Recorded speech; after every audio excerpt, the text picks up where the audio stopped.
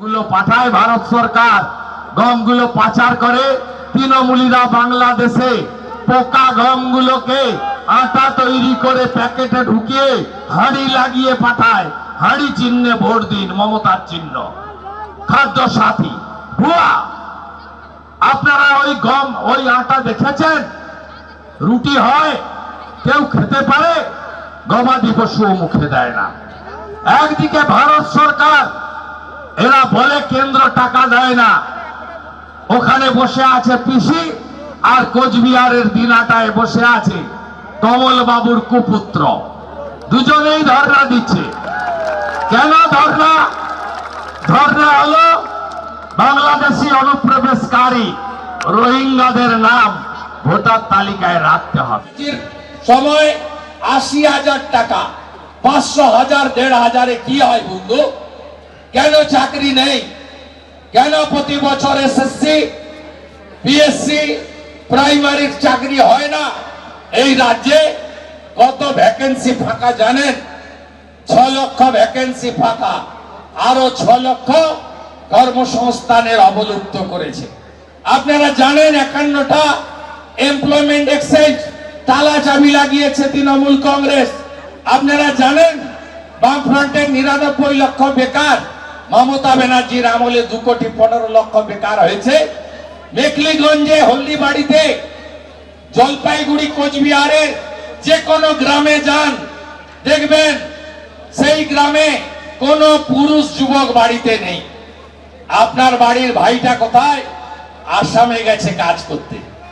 আপনার বাড়ির ভাইটা কোথায়? তামিলনাড়ুতে গেছে কাজ করতে। আপনার বাড়ির ভাইটা কোথায়?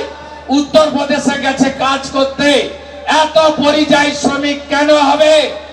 আপনি তো মুখ্যমন্ত্রী, বলেন ভর্তি ভর্তি কাজ করেছি, বেকার কমিয়ে দিয়েছি, মাথা পিছু রোজগার বাড়িয়ে দিয়েছি। কেন মুখ্যমন্ত্রী আজকে কৃষকরা ধানের দাম পায় না কেন? ২৪০০ টাকা এসে এমএসপি পান ধানের দাম। আপনারা বলুন, আপনারা ধানের দাম পান না। আলু হচ্ছে, আলু পাচ্ছেন? আমি পরশুদিন মঙ্গলকোটে পরিবর্তন যাত্রায় ছিলাম। আলু এলাকা দিয়ে রথ যাচ্ছিল। আলু চাষিরা বলছে মাঠ থেকে চিৎকার করে, আলুর দাম নাই, তৃণমূলের ভোট নাই। আলুর দাম নাই, তৃণমূলের ভোট নাই। ৩৭,০০০ কোটি টাকা সারে ভর্তুকি দেন মোদিজি, আর ১২০০ টাকার সার ২৫০০ টাকায় কিনবেন কেন বন্ধু? কেন? কেন আলুর দাম পাবেন না?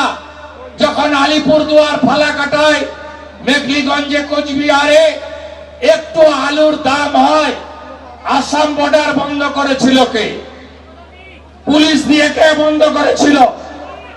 আসাম কি ভারতবর্ষের বাইরে? আসাম বর্ডার। যখনই আলুর একটু দাম পাওয়ার সুযোগ হয়, কৃষক বলুন, ব্যবসায়ী বলুন, তখনই বর্ডার আটকায়।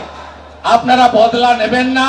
অন্নদাতা ভগবান কৃষকরা বদলা নেবেন না?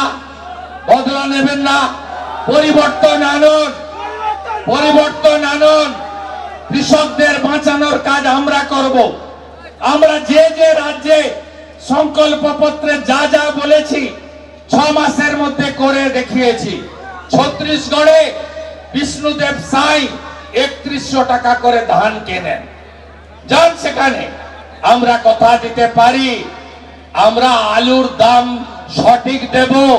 প্রয়োজনে মাঠ থেকে সরকার আলু কিনে নিয়ে যাবে। আষাঢ়ের কালোবাজারি বন্ধ করব। এবিপি আনন্দ, এগিয়ে থাকে, এগিয়ে রাখে।